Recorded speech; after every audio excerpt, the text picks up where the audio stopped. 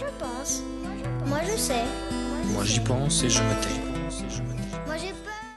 Porque es verdad que hay ciertas tendencias que se repiten, ¿no? Que hay que trasvasa las fronteras nacionales de lo que pueda pasar en España, y de las tres patas que decías, la política y la financiera, y centrarnos en la financiera, toda esta el régimen, ¿no?, de financiarización donde vivimos. A mí me gustaría saber primero qué entiendes tú por financiarización, ese dinero financiero, digamos, cómo ha modificado la estructura del sistema capitalista, porque yo creo que tiene mucho que ver, ¿no?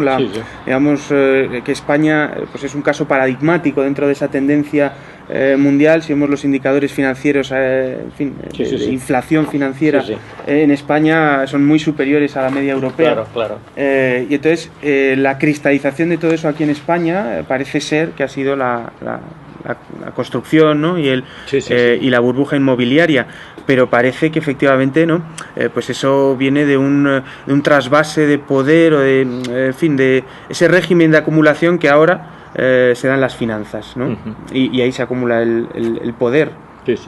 Entonces, en ese sentido, ¿qué entiendes tú? Porque también es verdad que hemos leído sobre tus aportaciones del dinero financiero y financiarización, que digamos, ¿qué entiendes tú a un nivel más macro? Sí, ahora entro, me parece, claro, eso es un tema básico para comprender, pero voy a repescar un paréntesis, porque hemos dicho que le fallaba el Estado al servicio de la mayoría como regulador respecto a la burbuja inmobiliaria, pero como ha fallado directamente como planificador es el tema de las infraestructuras, que se ha pasado no sé cuántos pueblos haciendo el doble de aeropuertos que en Alemania, que tiene 80 millones, más de 80 millones, en territorio parecido, ¿no? Luego todos los privados, etcétera, y están todos con pérdidas. Ahora igual en todas las infraestructuras pues ya hay un exceso total. Entonces eso es afán de darles caramelos de obras, claro, al lobby pues inmobiliario, constructor inmobiliario, ¿no? Pero por esa otra vía de las infraestructuras, ¿no? Entonces, bueno, cerrado ese paréntesis, que tiene además mucho que ver. Digo, por rematar el tema ese anterior, entonces la cuestión está en que todo esto ha podido ocurrir porque España ha ejercido como atractora de capitales del resto del mundo. Entonces, del resto del mundo, en cuanto que por eso podía, en la fase final de la burbuja inmobiliaria, no solamente exigían financiación las empresas, sino también los hogares. Entonces el país entero, claro, necesitaba atraer ese dinero, y era la banca la que lo obtenía básicamente, ¿no? Pero bueno, entonces ¿cómo ejerció? Porque entonces España pues pasó entonces a desempeñar ese papel de país rico, que según mi enfoque, pues un país rico es el que, bueno, en primer lugar tiene una relación de intercambio favorable, entonces en el comercio de mercancías, servicios, pues les es favorable. Claro, porque a otros países no les es favorable, pero él sí. Entonces, y claro, en lo financiero hace de atractor de capitales del resto del mundo, emitiendo en primer lugar pasivos no exigibles, pero luego titulizando los que sí son exigibles. Esas son las dos claves pues de este ciclo que España pues ha ejercido claramente como país rico, en el sentido de que, claro, el ejemplo primero en el mundo es Estados Unidos, que entonces emite esos papelitos que se llaman dólares, que es un pasivo no exigible, todo el mundo lo acepta, etcétera, incluso las mafias con los fajos de billetes, etcétera.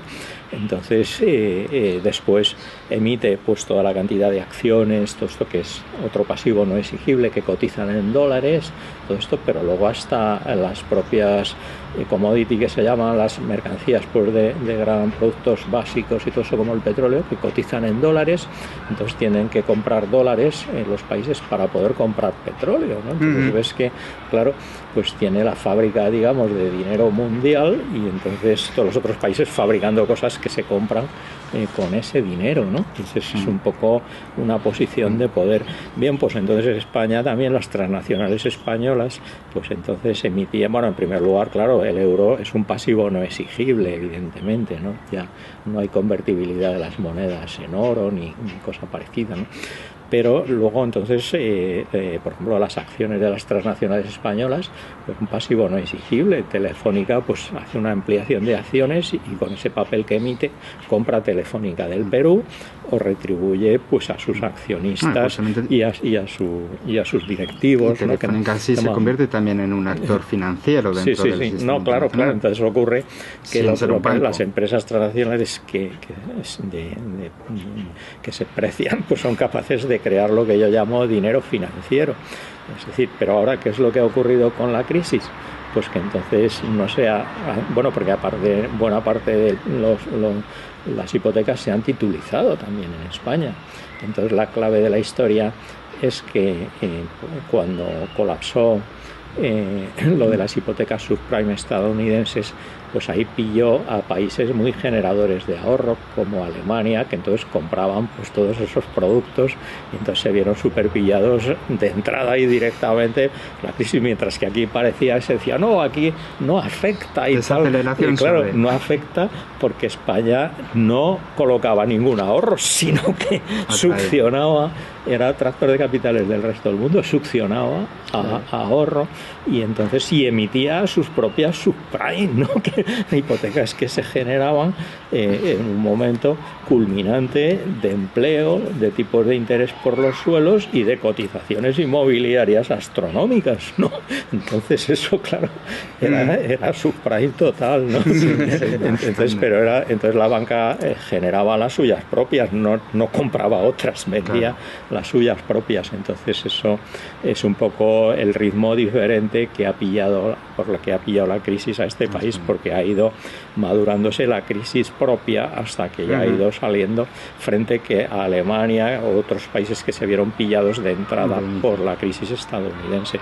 Entonces el problema es que la crisis mundial, entonces y la crisis del euro, lo que ha echado por tierra, claro, es la capacidad de España de ejercer como atractor de capitales del resto del mundo. Y entonces ya, por ejemplo, salió una noticia en la prensa, pues ya que este año resulta que el Santander no podía retribuir a sus accionistas con ampliaciones. Entonces ese es el tema, ¿no? Que entonces el dinero financiero tampoco funcionaba en esas condiciones porque no podían emitir papel si no lo admitían lo que dicen los mercados, etcétera. Entonces ves que ahí hay un problema de financiación súper potente, agravado con que luego toda esa deuda se le empieza a exigir, porque antes no se exigía. Quiero decir, y antes venía, en algún artículo he comentado yo que España recibió más en algún año dinero en las cuentas corrientes de sus bancos, sucursales que tienen desplegadas por América Latina, etcétera, que lo que entraba por turismo, que es lo que se consideraba que salvaba la balanza de pagos, ¿no? Entonces, claro, ahí entraba dinero pues por distintas vías. Y entonces, ¿qué es lo que ocurre? Pues que ahora no solamente no lo atrae, sino que hay huida de capitales y sale, y entonces están yéndose pues los depósitos, entonces y encima no le renuevan. Claro, es un poco el tema, que ya todas esas deudas, pues entonces resulta que hay que renovarlas porque ya caducan, llega el momento de pago, etcétera, etcétera, y entonces hay que refinanciarlo, y entonces ese es el gran problema fuerte en el que estamos, que entonces todo eso intenta salvarlo el Estado emitiendo deuda pública, pero luego la deuda pública pues ahora también está bajo sospecha. Entonces es el porque tema la deuda es de las primas. Otro de los temas, ¿no?, recurrentes y un papel primordial en la crisis. Y además parece que existen ciertas similitudes, ¿no?, con la crisis de la deuda de los años 82, con México. En fin, se repite ciertos patrones, evidentemente, cada uno con sus características estructurales, pero parece que crisis de la deuda, medidas de austeridad, más crisis de la deuda. Claro, parecía que nosotros en el sistema mundo estábamos en un sitio bastante tranquilo hasta que llegó... No, claro, es que parecía eso, que todo colaba, o sea que entonces no había pues casi limitaciones de liquidez, o sea que se podía obtener una financiación sin problemas, y de pronto es que se ha invertido la situación y entonces eso lo provoca la crisis financiera mundial. Sí, unido. O sea, el claro cambio de gran, atracción en gran a... parte de esa financiación estaba para el tema inmobiliario, que a la vez se ve que se pincha la burbuja y entonces lo que se suponía que valía pues el oro y el mono se desploma y entonces resulta que no vale. Entonces es un tema también de la diferente calidad de los activos y pasivos, porque mientras que los activos inmobiliarios, vamos, o las acciones, por ejemplo, pues claro, son valores que se imputan poniendo el valor de la pequeña fracción que se compra y se vende, ¿no?, a todo el resto del stock. Entonces, claro, resulta que yo cuando viene para arriba, bueno, pues muy bien, todo eso se supone que vale mucho, no sé qué, y entonces luego están las deudas, se endeuda la gente, porque el tema de las burbujas es que se compra con fines especulativos, más o menos directos o indirectos, porque vamos, el que se compra una segunda, tercera residencia, pues bueno, es porque piensa que también, bueno, pues coloca bien el dinero, porque en España, eso, si no luego entramos también, es que había una simplificación no solamente inmobiliaria, sino también financiera, que o se lo jugaban en la bolsa a los hogares, o tenían unos tipos de interés ridículos, ¿no?, que entonces claro, pues han pastoreado los hogares para llevarlos a que invirtieran en el ladrillo directamente, como dicen, ¿no? Entonces, claro, pues ¿eso qué vale? Pues claro, es un valor virtual, porque el grueso del stock no se pone en venta, sino que se le imputa a unos valores, se supone que vale, tal, pero entonces, claro, las deudas que se han adquirido son inequívocas, eso es lo que hay que devolver. Entonces, claro, si se desploma el valor, porque en primer lugar lo que se genera es iliquidez, que no se puede vender, y ya los que tienen más necesidad pues lo venden mucho más bajo, entonces empieza una caída de precios de los activos, pero los pasivos siguen ahí, y entonces eso es un poco el problema, claro. También la distinta calidad de los activos y los pasivos, y eso pasa también, afecta, claro, de lleno a los bancos, ¿no? O sea, porque en este sentido, es decir, yo creo que la deuda es el gran problema ahora mismo, ¿no? Es decir, si ahora España dejara pagar su deuda, es decir, en un hipotético caso, muchos de los problemas, es decir, no los problemas estructurales de la economía, pero sí los problemas coyunturales de ciclo, ¿no?, muchos estarían resueltos, ¿no? Es decir, la deuda es uno de los grandes problemas, y toda esta generación de deuda que ha surgido durante estos años, parece que pues la deuda era una parte esencial, ¿no?, en todo este proceso de financiarización, una parte, algunos autores lo llaman expropiación financiera, justamente por lo que llamabas, por lo que decías de que los bancos han ido directamente a extraer beneficios, digamos, del salario de los trabajadores, que es una de las particularidades de esta crisis, que incluso las capas más desfavorecidas de los trabajadores norteamericanos, principalmente los afroamericanos, se han visto involucrados en esta generación de esta crisis, ¿no?, que es algo paradójico, porque hasta ahora las crisis se habían generado por crisis de deuda pública o empresarial. Sí, bueno, ahí vamos, y en relación con lo que decías antes de México y otros países, la cuestión aquí es que la deuda exterior española era básicamente privada, claro, porque entonces precisamente la deuda pública había caído bajo mínimos, porque sobre todo no ya por la recaudación de impuestos, todo esto, y la reducción de gasto público, sino porque se habían vendido todas las empresas públicas, que las principales, que se llamaban las joyas de la corona, eso durante la época última del boom. Entonces se vendió todo eso, claro, entonces estaba pues la deuda pública en España era mínima, ¿no? Pero la privada pues era cada vez más abultada, y sobre todo en los últimos 4 o 5 años del boom pues se multiplicó por 4 o 5. Entonces ahí fue lo verdaderamente, porque si la cosa se hubiera frenado pues 5 o 6 años antes, pues la cosa no estaría tan mal, ¿no? Y entonces, ¿quién contrataba esa deuda? Pues claro, las entidades financieras. O sea que entonces esas son las entidades financieras las que tienen, en primer lugar, que pagar o hacer frente hacia lo de fuera. De ahí es donde ha venido pues lo de la llamada sequía de créditos, o sea que todas las ayudas, todo eso primero era para asegurar los compromisos, porque entonces tenía pues la devolución. Vamos, aquí por ejemplo está como más de billón con B y medio de euros, ¿no?, en la deuda exterior de España, pero entonces el grueso de esa deuda totalmente pues son de las entidades financieras. Entonces la deuda pública, claro, es muy pequeña todavía, aunque haya aumentado, claro, precisamente para salvar también la situación, que ese es el tema, ¿no?, que se va pasando. Entonces la cuestión es que en los acuerdos de Maastricht no se preveía para nada, no se hablaba para nada de deuda privada. Entonces era uno de los absurdos, ¿no?, que entonces se trataba de limitar la deuda pública, pero entonces la deuda privada no salía para nada en las exigencias, ¿no? Entonces, claro, aquí España y la Unión Europea han estado jugando pues a un juego que se suponía que estaba permitido, porque en la Unión Europea no solamente estaba Alemania o países pues con una balanza por cuenta corriente saneada, excedentaria o esto, sino países fuertemente deficitarios e incluso paraísos fiscales como Luxemburgo, ¿no? Entonces todo eso era aceptado dentro de la Unión Europea y entonces el juego de España pues parecía que era, y sin embargo ahora de pronto se dice, no, es que eso no valía, ahora hay que devolver todo eso y tal. Entonces, claro, eso es muy fuerte porque eso, claro, es lo que hunde más la situación, porque entonces, claro, con ese contexto, pues claro, lo que hay es huida de capitales. Entonces, en ese sentido, si no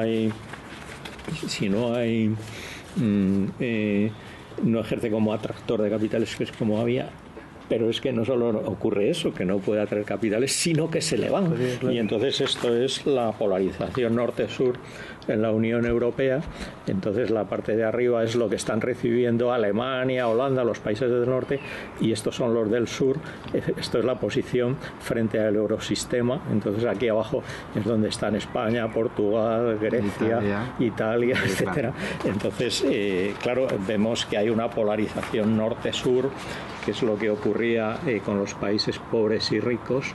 Entonces, por ejemplo, pues eso, cuando países de América Latina pues colocaban, a lo mejor eran muy exportadores y de todo, desde el punto de vista de mercancías, pero luego sacaban todo el dinero para comprar dólares y lo metían en bancos en Nueva York, y entonces, etcétera. Pues entonces, claro, toda esa salida masiva de capitales hundía al país. Entonces, un poco es lo que está pasando ahora entre el sur y el norte de Europa. Entonces está generando una polarización que encima eso pues euforiza, claro, a Alemania, la economía alemana, pues bueno, que recibe de pronto, igual que otros países refugio, tipo también Suiza o esto. Entonces, en ese sentido, en Suiza ha tenido que intervenir y tal, porque se le disparaba la cotización del franco suizo, ¿no? Porque entonces ese es un poco el problema que se ha agudizado. Yo creo dos cosas que quería preguntarle. En el tema de la deuda pública y deuda privada, es cierto que, como decías, pues la mayor parte de la deuda, el 80 y pico % de la deuda es privada, ¿no? Pero hay mecanismos a través de los cuales se está o traduciendo o trasladando o incrementando, digamos, transformando, ¿no?, la deuda privada en deuda pública. Y en ese sentido, pues lo que hay reivindicaciones de los movimientos sociales, ¿no?, el 15M, la plataforma de la auditoría de la deuda, están muy, digamos, o han identificado un problema y lo que exigen es una auditoría de la deuda, básicamente, para saber qué parte es privada, qué no parte es privada, qué parte se ha transformado y por lo tanto no se tiene que pagar. Yo no sé qué piensas de estas iniciativas. Bueno, el tema es que tal y como va la cosa con esa polarización y esa huida de capitales, es que no se va a poder acabar pagando. Entonces, claro, pues habrá que hacer una reestructuración, o como queramos llamarlo. Entonces, y en ese sentido, pues claro, habría que hacerlo pues de una forma participativa, pienso, viendo qué es lo que hay detrás, ¿no? Que no venga una consultora, ¿no?, privada a auditarla. Hombre, hacerlo transparente, porque si no, otra vez es un poco el forcejeo del poder a ver quién cobra y quién no, etcétera. Y la segunda cosa, ha hablado Grecia y tal. No, el tema, bueno, también es ese, es que yo creo que se acabó ahora toda esa polarización en la Unión Europea. Pues claro, es que es como una especie de diáspora que rompe, claro, la propia cohesión económica, social, política, tal. Entonces es que ahí pues el propio la propia unión pues se genera desunión, ¿no? Entonces ves que eso pues si se quiere mantener pues habría que poner coto claro a todo eso, entonces reproduciendo pues otras reglas y dando paso otra vez un poco a reforzar pues la cohesión, la solidaridad y entonces dentro del espacio, porque si no bueno, porque ahí quizá también lo que hay que sacar es lo de que no, España es que ha estado viviendo por encima de sus posibilidades y claro, lo que ha hecho España muy por encima de sus posibilidades es invertir en ladrillo y megaproyectos para que sacaran plusvalía y se forraran pues más de uno, ¿no? Por ahí. Entonces el tema es que claro, en todo eso en todo movimiento especulativo de ese porte, pues es un juego de suma cero, que es lo que la gente no se da cuenta. Entonces los que han sacado las plusvalías y se han ido con la música a otra parte, ya reinvirtiendo o sacando fuera incluso el dinero, etcétera, entonces reinvirtiendo en otros sectores o haciendo incluso yéndose del país a otros sitios. Entonces el tema es que luego todo eso pues lo tiene que pagar alguien y entonces en gran medida eso estaba, luego se había retrasado el pago con todos estos endeudamientos, que entonces claro, alguien tiene que pagarlos y en eso lo que ha habido pues es un forcejeo de valoraciones que se ha estado mareando la perdiz y ocultando y todo esto durante todo este tiempo, hasta ahora que ya llegan las fases finales, que es un poco con lo del banco malo y estas cosas, porque se le colocan los descartes inmobiliarios de la banca, etcétera, etcétera, y entonces bueno, pues depende cómo se valore todo eso y cómo salgan las entidades de eso y qué pasa con el banco malo, que eso cae al Estado, entonces, y claro, pues si se valora alto y se pone en casa las entidades, pues tendremos que seguirlo pagando todos, claro, con las pérdidas, ¿no? Entonces el tema es ese. Y entonces el gran problema es que ahora todo eso se va a forzar antes de fin de año, es decir, que después de no hacer nada durante todos estos años, ahora se precipita y de forma oscura, vamos, y opaca, pues ahora hay todos los forcejeos de valoración, saber a cuánto le pagan cada activo y cosas de estas, de lo que cede al banco malo. Dos preguntas, porque muchas veces la justificación que se da para ahora que el Estado tenga que apoyar ahora a los bancos, ¿no? Y capitalizarlos y poner dinero por encima de todo ahí, una tiene que ver con que una parte de las deudas de los bancos son deudas privadas, no son las hipotecas de una parte de la población, ¿no?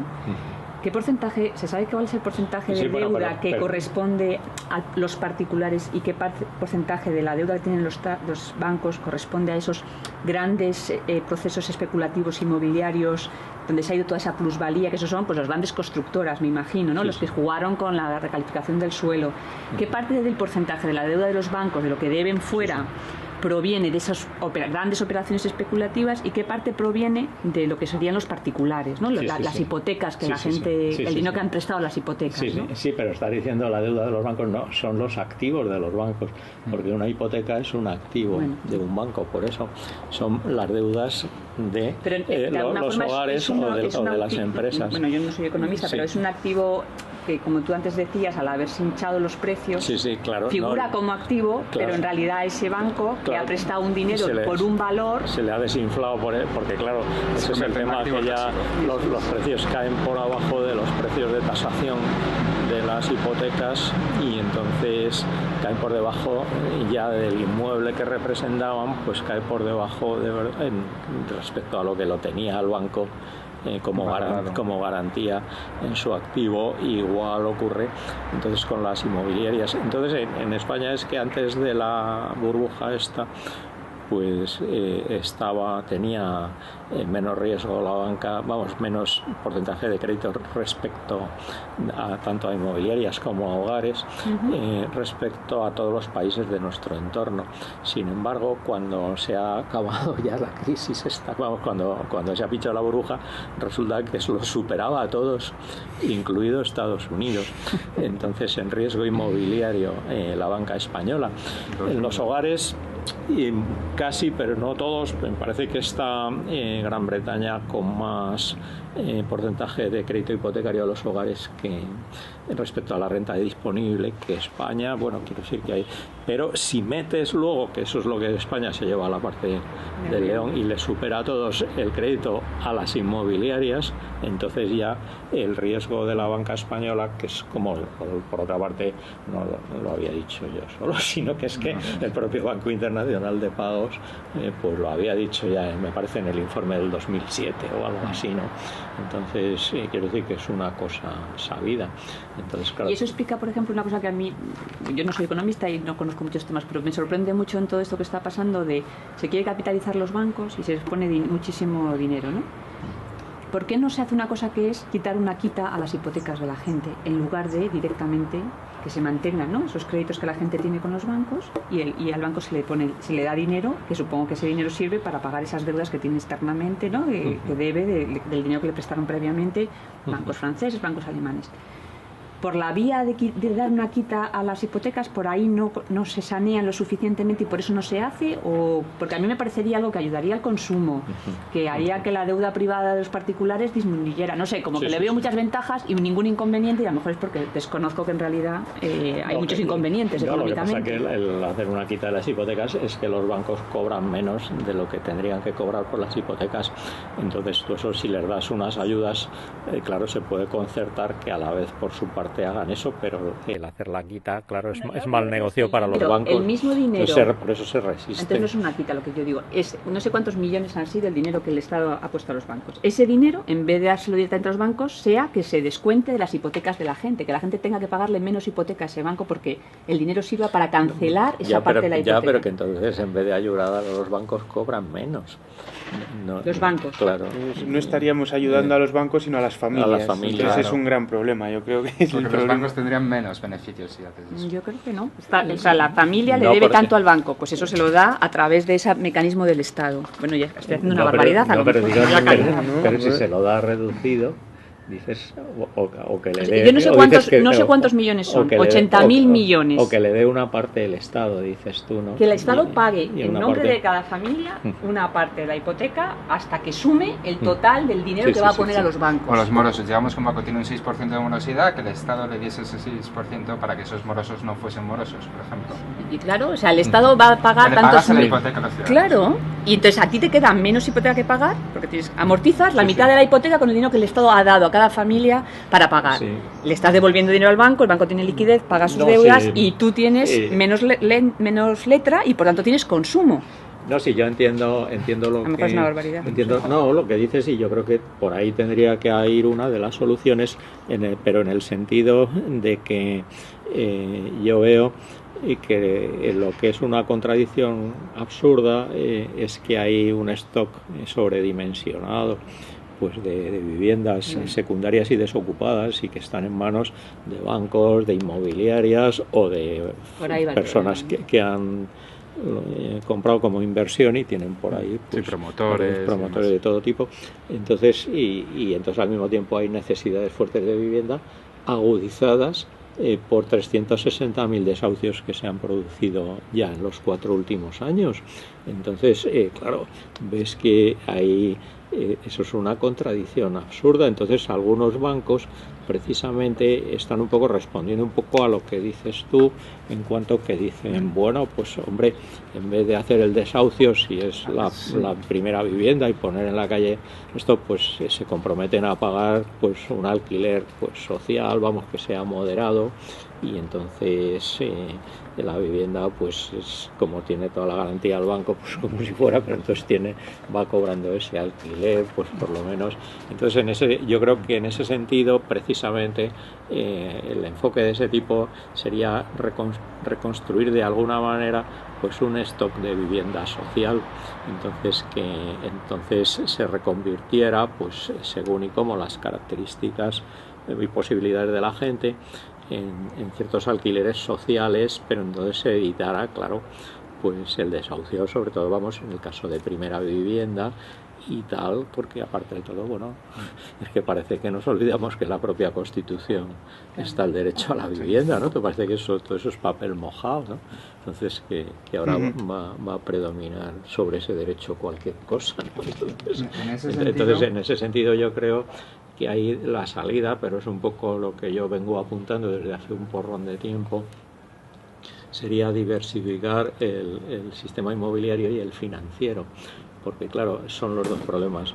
Hay un stock sobredimensionado e inutilizado, entonces es una ineficiencia absoluta, ¿no? Porque luego están las necesidades ahí y no sirve para. Entonces, y por otro lado, unas deudas tanto de inmobiliarias como de hogares, de bancos que tienen dificultades de obtener liquidez, pero tienen también unas propiedades inmobiliarias que les han ido cayendo súper potentes, ¿no?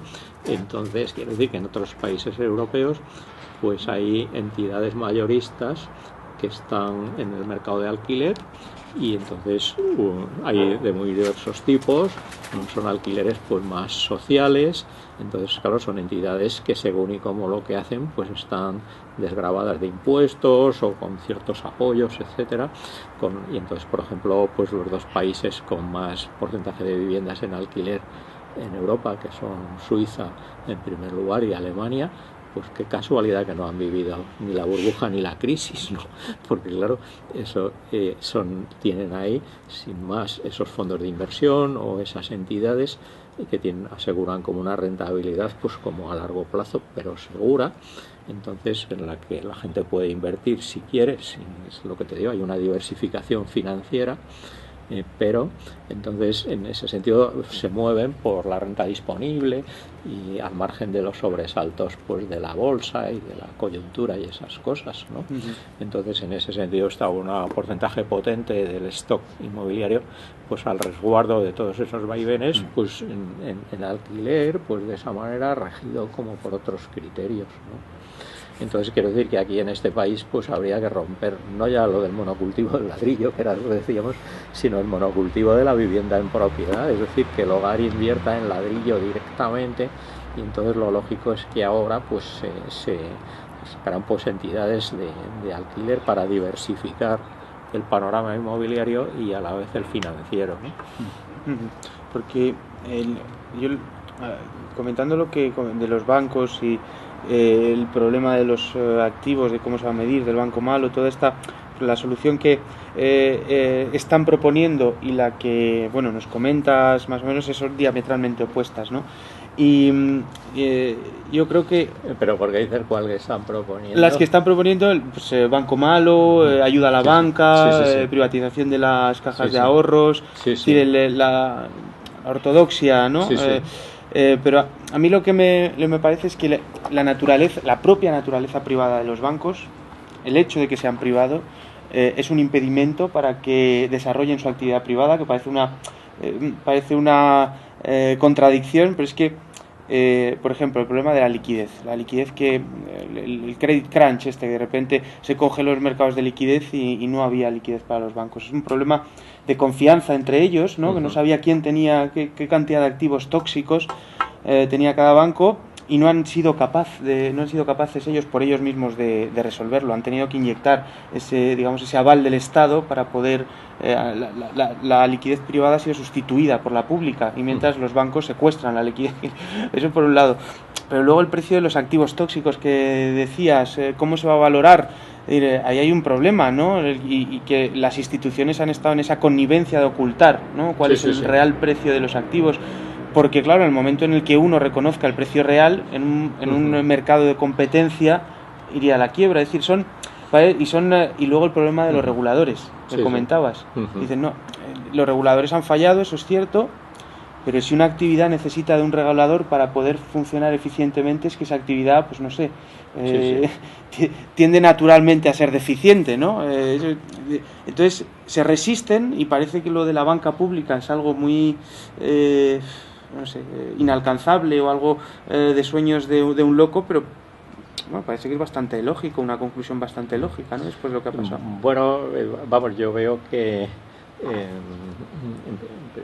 primer lugar todo el panorama de lo que dices en buena parte se resolvería con transparencia y si desde el principio pues empiezan a ver pues cuáles son los activos y entonces cómo se valoran, etcétera, de entrada, y entonces aunque sea dudoso cómo se valoran, pero que esté súper claro y sea transparente, no que se coja una entidad y se salve, pues que si Caja Castilla-La Mancha colapsa, pues bueno, no sé qué, o se le da un tratamiento, luego al otro tratamiento, etcétera, y no se sabe, depende del forcejeo pues en cada momento. Eso es un poco eso es lo malo de lo que ha ocurrido, que no se reconoce nada, pero luego a la fuerza se producen los acontecimientos y se va a salto de mata tratando de una forma discrecional, ¿no? según los casos, ¿no? Entonces, claro, eso es lo que no tiene sentido. Yo desde el principio del todo, bueno, precisamente en mis artículos de Público, cuando me parece la primera reunión del G20, todo eso, pues eso, para mí estaba claro que ya la crisis que se echaba encima, pues tendría que haber ya preparado pues una serie de entidades y de foros y de todo esto para ir dando ese tratamiento pues de forma homogénea, transparente, etcétera, a todos estos problemas. Y entonces ahí lo que pasa es que lo que se ha hecho es justo todo lo contrario. Entonces meter la cabeza debajo del ala y luego poco a poco en la trastienda pues ir tomando decisiones y cosas pues según afloraban los problemas, ¿no? Entonces ese es un poco el asunto de mi punto de vista, porque, hombre, lo de lo público, el tema es que este país se ha quedado sin instrumento en cuanto que banca pública, porque hubo como un empeño tan feroz de liquidarlo todo, que en ese sentido luego se echaba en falta, porque claro, no tenía ningún instrumento el Estado para intervenir directamente en el tema financiero, y entonces, claro, tontamente, pues yo me acuerdo, porque yo estuve precisamente en la banca pública cuando ya se optó por todo esto, y recuerdo, por ejemplo, pues Caja Postal, que tenía las oficinas de correos, las sucursales, vamos, las ventanillas, y en oficinas que había incluso que poner un tabique especial para separar la oficina de correos y que quedara allí para venderle al Deutsche Bank después lo otro. Tú dices, pero bueno, por Dios, no sé, y en otros países, por en Francia, en otros países, sigue habiendo Caja Postal, y entonces quiero decir que no han hecho esa liquidación tan total, ¿no? Entonces es en ese sentido, claro, que se carece de instrumento, pero de todas maneras la diferencia entre lo público y lo privado, pues para mí yo creo que se plantea en el mundo académico así como si fueran cosas, pero de hecho pues en este país lo público está parasitado por lo privado, y entonces no hay, quiero decir que entonces, por ejemplo, ya vemos el ejemplo de las cajas de ahorro, pues como yo he comentado, bueno, son unas entidades un poco singulares porque tampoco era público exactamente ni cooperativo exactamente, pero una figura institucional, vamos, peculiar de este país, pero vamos, que se posibilita, pues claro, meter mano ahí, pues al caciquismo local y regional, todo esto. Entonces ves que lo que han sido es la mano financiera del caciquismo local y regional, y entonces les han endosado todos los muertos, y entonces ahí andamos, ¿no? Todos los megaproyectos los han financiado, pues ya ves, la de Castilla-La Mancha pues cayó por lo del reino de Don Quijote con el aeropuerto privado, 1.200 o 1.300 millones de euros, ¿no? O sea que no es ninguna tontería. Ahora se está haciendo recortes muy sangrientos por menos cantidad que esas que se han dilapidado de un modo absurdo, ¿no? En obras públicas sin sentido y cosas de que quién ha decidido todo eso, pues nadie, entre bastidores, pues un consenso elitista, pues claro, de los lobbies que se repartían la cosa de los megaproyectos. Moi je pense. Moi je sais. Moi j'y pense et je me tais. Moi j'ai peur. Moi je saigne. Moi je crois. Songe, moi Et je missionne. Toi qui es là et qu'ambitionne. Moi je pense. Moi. Je recommence. Toujours moi. Moi je pense. Je recommence. Moi je pense.